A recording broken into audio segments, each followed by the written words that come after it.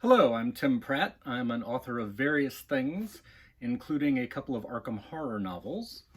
The first of which I have right over here, The Ravening Deep.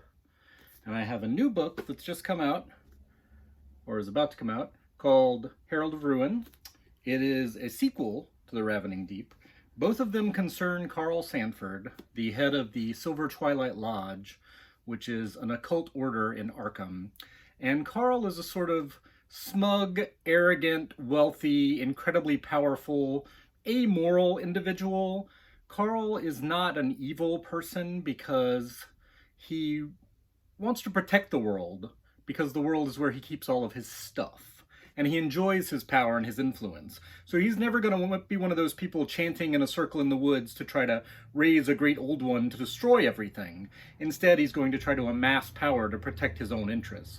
And if the interests of the world align with his interests, then he can be a hero. So in the first book, The Ravening Deep, he reluctantly teams up with some lesser mortals, as he would consider them, in order to stop a terrifying cult from taking over Arkham as a stepping stone to taking over the world.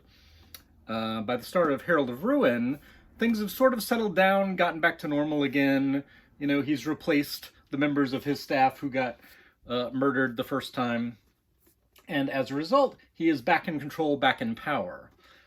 But he starts to hear these rumors that there's someone new in town. And essentially what Herald of Ruin is about is the clash between Carl Sanford and a new character named Randall Tillinghast, who I will tell you a little bit about now. I'm going to read from the first chapter, but first the dedication. This one is for my foes, adversaries, opponents, and rivals. Never say I didn't give you anything. Chapter 1. The Web. Carl Sanford's ruin came to Arkham in a dapper Italian suit, with a knowing smile and no fixed address. The interloper named Randall Tillinghast had been walking up and down in the city for over a week before Sanford even detected his presence. That was an appalling failure of Sanford's intelligence network, like a spider hearing secondhand about the presence of a new fly in his web. There should have been warnings. There should have been vibrations. Instead, the man had nearly 10 days to lay his traps and set his snares without interference before word finally reached Sanford about the humble antiquarian and enthusiast of the esoteric who'd set up shop somewhere south of the river, peddling his wares, which supposedly included objects of real power. Either this Tillinghast was a fraud dealing in worthless trinkets, in which case Sanford would chase him out of the city, or he was a genuine occultist with access to worthwhile relics, whereupon Sanford would acquire everything he possessed of value and then see what further use could be made of him. Arkham was Sanford's city.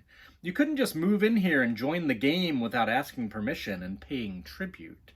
Someone had tried to usurp Sanford's place as the preeminent master of the magical arts in Arkham last year, and that person had ended up blasted with a shotgun, blown up with dynamite, buried in rocks, and drowned in the icy Atlantic. "You're quieter than your brother was, Brother Altman," Sanford said from the back seat of the Bentley, where he gazed out the window at the slow river bleeding silver beneath the bridge.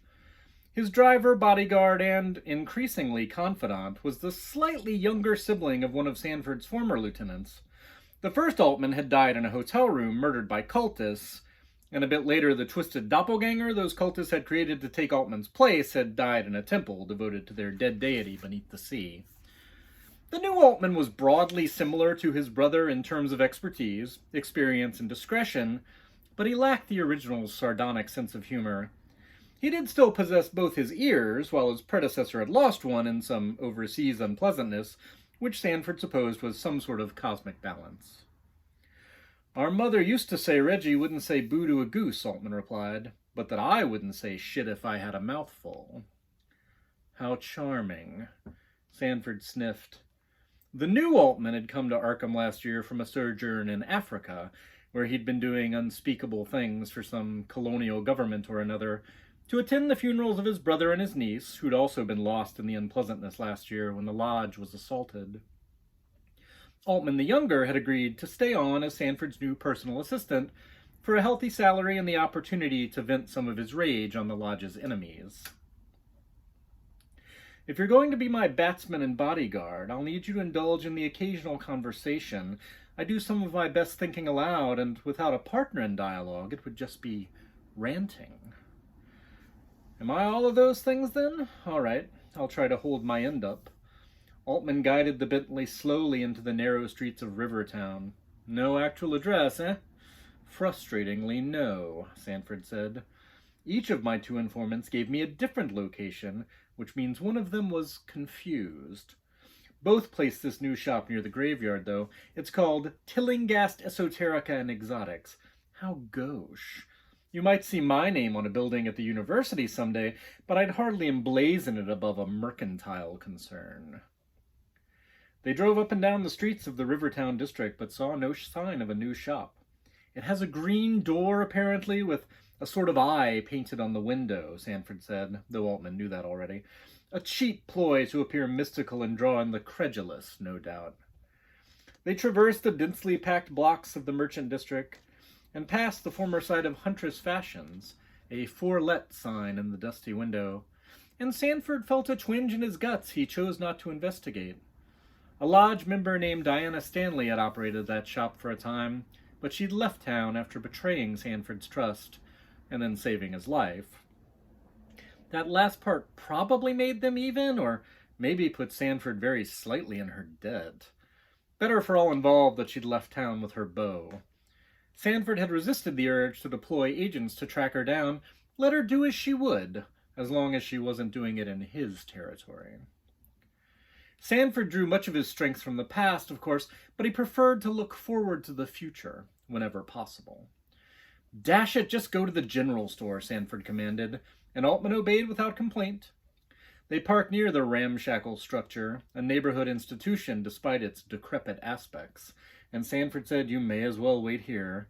No reason to scare the plebeians." Altman chuckled, where he normally would have stayed silent. Sanford appreciated the man's efforts.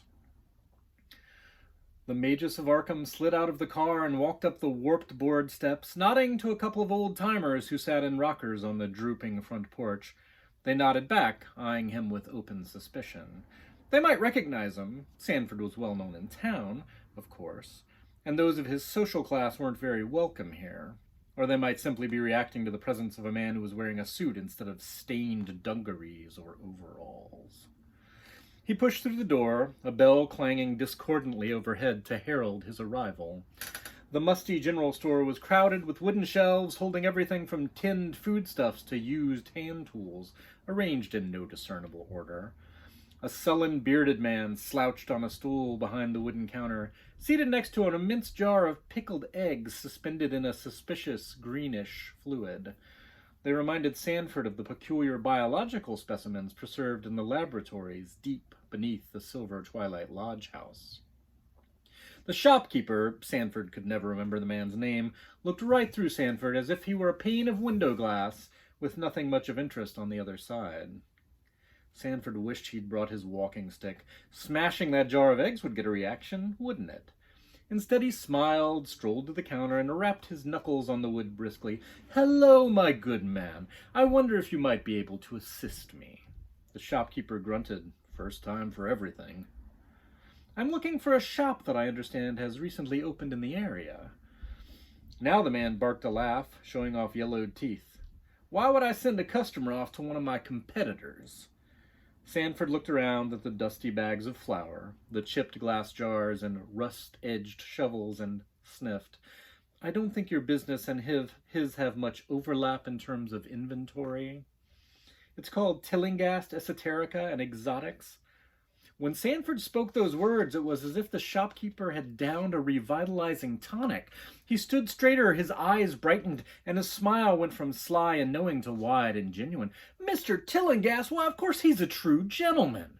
You can look at him and tell he's a man of quality, but he doesn't go around putting on airs like some people do.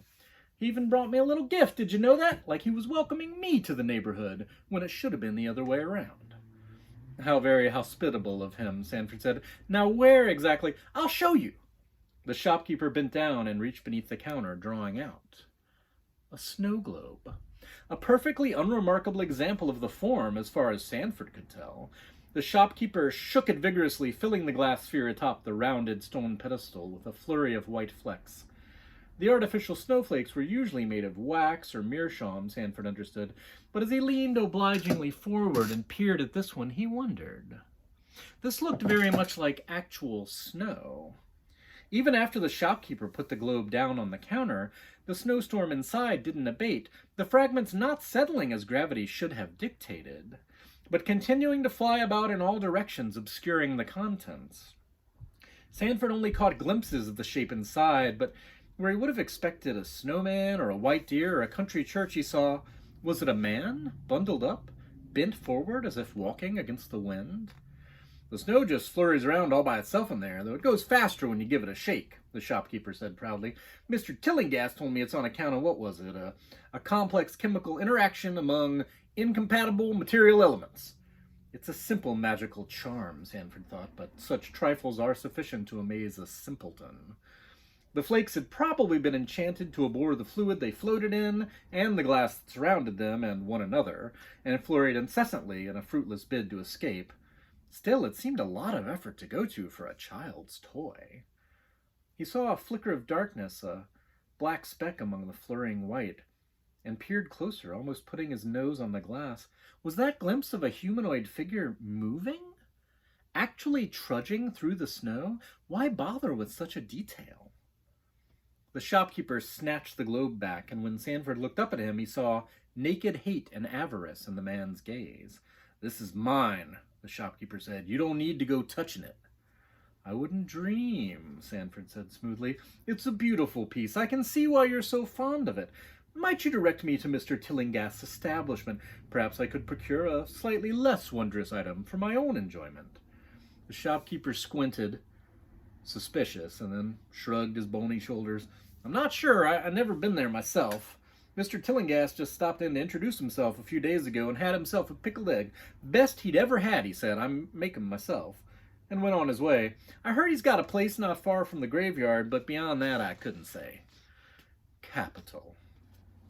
Sanford removed a slim white card from his jacket pocket and slid it across the counter. "Perhaps if Mr. Tillinghast returns, you might give him my card. I'd love to discuss certain business opportunities with him." The shopkeeper picked up the card. Sanford imagined the edges were instantly discolored, though that might have been mere fancy, and squinted at it with a grunt. "I suppose I could do that for a loyal customer. A loyal, paying customer." Sanford sighed. Back in the car, he passed Altman a damp, bundled handkerchief. "What's that?" the man asked. "The best pickled egg Randall Tillinghast ever had," Sanford replied. "Enjoy it with my compliments." Altman grunted and, to Sanford's surprise, devoured the thing rather than dropping it out the window. The man grunted again and said, "I've had worse." "Have you really? Remind me never to ask you for a restaurant recommendation." "Where to now?" Altman asked. Sanford settled into the back seat and glowered at nothing. Why had Tillinghast wasted any magic, even a paltry charm, to ingratiate himself with the proprietor of the general store? What could he possibly offer? Although the shop was frequented by a variegated cross-section of Arkham inhabitants, and was something of a central point for the dissemination of gossip, maybe Sanford should have cultivated an informant there. He had numerous connections among the city's elite and in the underworld, but dash it, he'd never really had the common touch. "We've wasted enough time. I'm supposed to have lunch with Miss Standish soon, so let's hie ourselves back across the river." "Visiting all the finest people today, aren't we?" Altman chuckled. "On second thought, I think I liked you better when you were silent," Sanford said. "Forget I said anything." "Too late now, sir. You've gone and opened up my floodgates." Ruby had set their meeting place, phoning the lodge with the location early this morning, as she always did. The young woman had a profoundly suspicious turn of mind, but then she'd earned it. Thus Sanford found himself on the doorstep of the Songbird's Perch, a lively enough place at night when there was live music playing and undoubtedly a general disdain for the constraints of prohibition. During the day, however, the Perch's carved wooden panels seemed shabby and red-shaded lamps a bit sad. There were one or two people dining in plush booths, but not much of a lunchtime crowd compared to the more conventional eateries in the area. Sanford made his way to the back, waving off the hostess with a murmured, "I'm meeting someone," and found Ruby in the most distant booth, sucking an olive off a toothpick. He slid into the seat across from her, nodding toward the martini glass on the table. "A bit early for that, isn't it?" Ruby smiled at him sunnily. Her hair was dark lately, and even in her presence it was hard to pin down her age or extraction. Late 20s, early 30s, some hint of the Spaniard or even Central American in her ancestry, perhaps? "If I'm awake, it's not too early, Sanford, darling." She wasn't at her most glamorous just now. No fascinator in her hair, no jewels around her neck, dressed neither for speakeasy nor garden party. But her makeup was immaculate, her hair perfectly curled, and her day dress effortlessly a la mode, a dark pink with a big black ribbon bow tied at the neck, the trailing ends spilling down her front.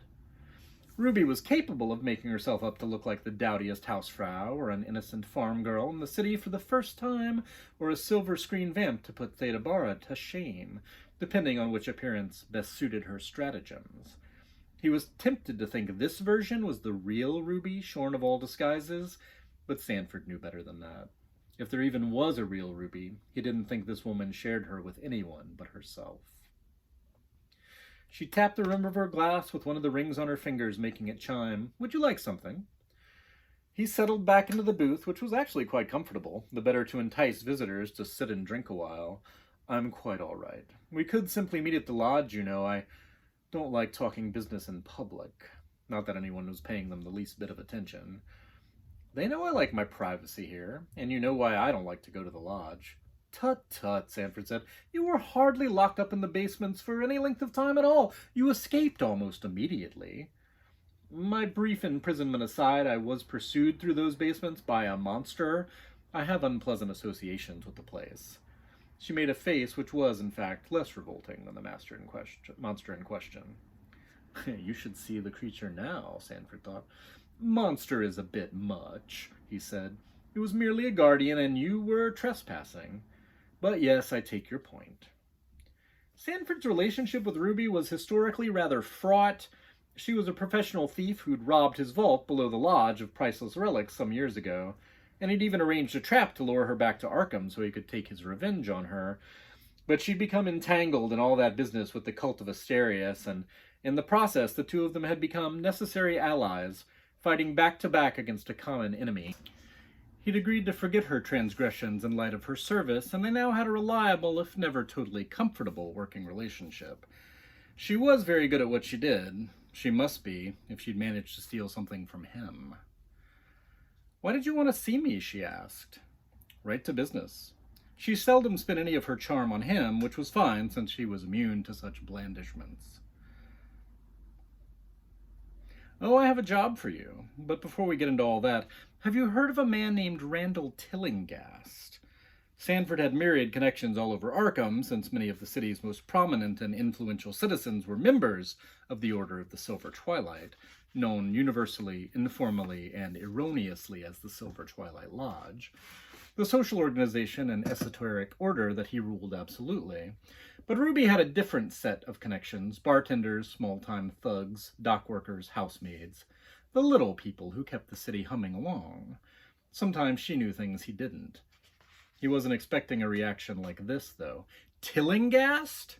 She put her glass down, carefully, but her hand was shaking, and gin sloshed over the rim. "You don't mean tall, thin, white hair in his 60s, likes to wear expensive Italian suits?" Sanford cocked his head. "I haven't met the man myself, but that fits the descriptions I've received." "You mean to say you know the man, personally?" Ruby stared at the tabletop. I can't. I did some work for him a while back. I shouldn't talk about it. I have to be discreet in my business, you know?" A tremble crept into her voice. "You needn't give me details about your business relationship," Sanford said. "I mainly want to know, is he the genuine article in terms of his association with the occult? There are a lot of charlatans in this business." She laughed, the sound as short and harsh as a crow's caw. "Tillinghast is the real thing. The item I procured for him, it belonged to very serious people and they wanted it back. badly. There was this policeman, too, who came after the relic afterward. It was a lot of work to shake him. To be honest, I still look over my shoulder sometimes. Ruby narrowed her eyes. Is Tillinghast here? In Arkham? That is the rumor, yes. You hadn't heard anything about a newcomer? No, and you'd think I would have. She chewed her lip, clearly vexed. Do you know what he's doing here? Business, Sanford said. He's opened a curio shop, though I've had trouble finding out exactly where it's located. He should fire whoever does his advertisements. Miss Standish, Ruby, does this man frighten you? Sanford had seldom seen her react so strongly, even in the face of imminent peril. Frighten? She seemed to take the question seriously, rolling the glass between her hands as she pondered. No, that's not quite right. He unsettles me. Tillinghast can be very friendly, solicitous even, and he paid me fairly, plus extra to make up for the trouble I encountered down in the swamps, but I can't explain it. Have you ever stood on a bridge at night looking down at the water all dark beneath you, and for a moment it feels like you're just suspended in the void, like you're surrounded by nothing? A kind of active nothing? Sanford nodded. He had glimpsed the emptiness at the heart of reality on more than one occasion. She nodded back. That's how I felt sometimes when he'd look into my eyes, like I was staring into the abyss, and the abyss was staring back at me. The thief who quoted Nietzsche, Sanford scoffed. Ruby managed half a smile. I'm an educated woman, Sanford. It just wasn't a typical education. She turned serious, her eyes fixed on his. What do you want with Tillinghast? I want to meet him, first of all.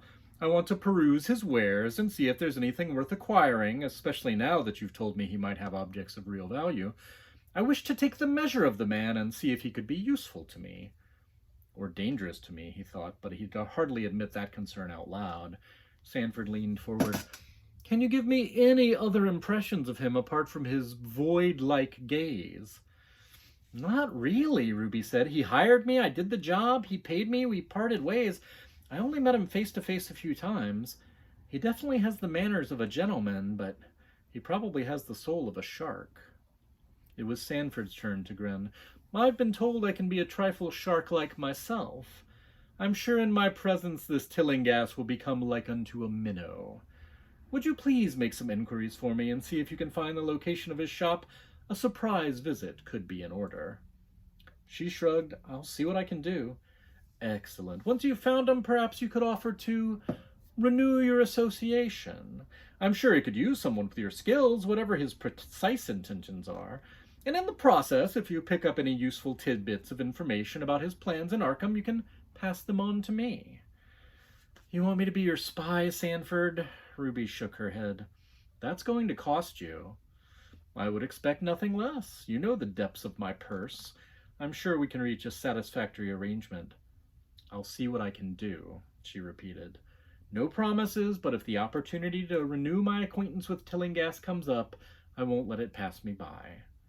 Sanford nodded. Fair enough. On to our main business, then. There's a certain shipment arriving from South America this week bound for the university, and I'd appreciate it if you could intercept something for me.